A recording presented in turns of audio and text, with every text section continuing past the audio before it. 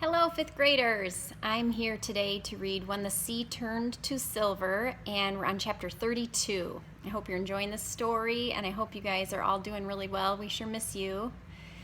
All right, here is chapter 32. He was tired. He had slashed and snapped, struck and roared, but it had done nothing. He had only beaten the air that slipped and slithered around him like smooth silk. Even his screams and howls seemed to have been smothered in that brilliant blankness. His throat was raw from screaming. His arms and legs lay limp. He was the black tortoise of winter, indestructible and invincible. But that did not matter. His strength and power could not help him. There was nothing for him to fight, no one for him to conquer. He could do nothing except... He could do what he had never done before.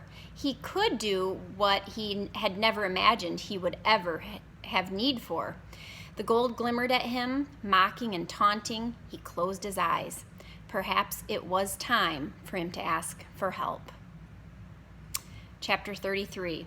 Do you think we could hide behind that? Pinmay whispered right into Yashan's ear as she pointed to a large stone sculpture at the foot of the pavilion. The sculpture, dark in the shadows, would hide them well, and it would place them close enough to hear everything, but it meant that they would have to run across the open pathway to get there. Yashan shrugged and gave her a doubtful motion with his hand. I don't know, he said to her with his eyes. You decide. They could both see the emperor and the king clearly now, both of them in the well-lit pavilion as if they were standing on a stage. The king was motioning toward a carved chest, and both turned as he began to open it. Now, she hissed into his ear and gave him a push. They dashed to the stone sculpture and crouched in its shadow. Had they been noticed? They heard a growl of laughter. Pinmay quaked and fought to stifle a shriek. Good try, King KJ, the emperor's voice said. The dragon's pearl is not the luminous stone you seek, the king replied, and despite his formal tone, Pinmay could hear the devastation in his voice. A luminous stone could be a dragon's pearl, the emperor laughed, but this dragon's pearl is not a luminous stone. Pinmay and Yashan looked at each other in dismay. The dragon's pearl wasn't the luminous stone? Then what was it? Then what was? I do not understand, the king said. Ha! Maybe if you took a swim at the Crystal Palace at sea bottom, you could figure it out, the emperor chortled. But I doubt it. You are not as smart as you think. I am a fool when compared with your exalted majesty, the king said in a dull, almost practiced tone. Liar, the emperor said. Admit it, you think yourself very clever because only you can read the paper of answers.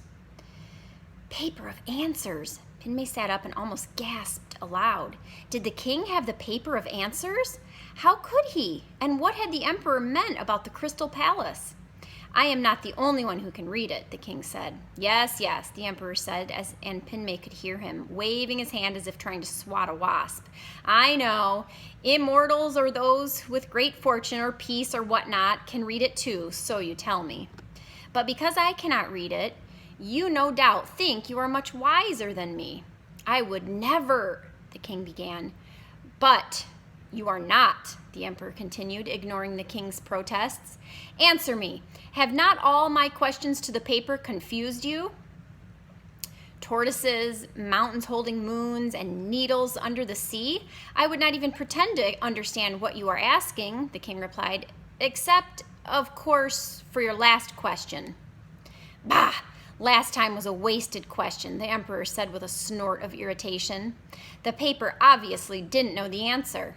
The paper always knows, the king said immediately. Stories, the emperor said, dismissing the king's words. Only that word repeated over and over again. How could that be the secret to immortality?